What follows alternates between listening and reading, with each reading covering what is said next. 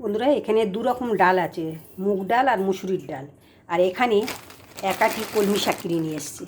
এই দেখুন, কলমি শাকটা ডাল দিয়ে রান্না করব।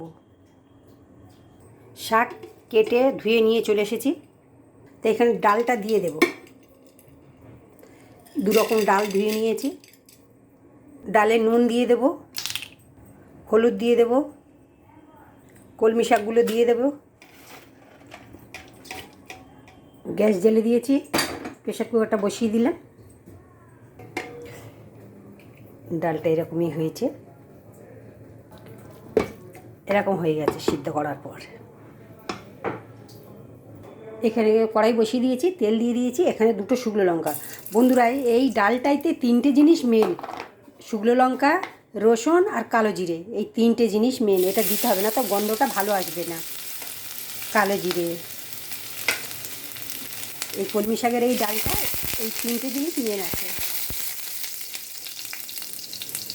একটু হলুদ গুঁড়ো, একটু লঙ্কার গুঁড়ো, একটু চিনি।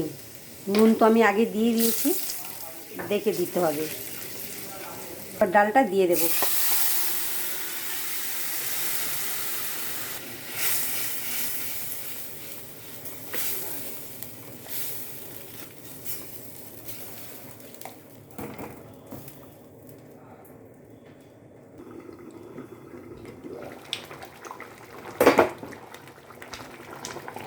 দেখুন বন্ধুরা, এরকমই হয়ে গেছে।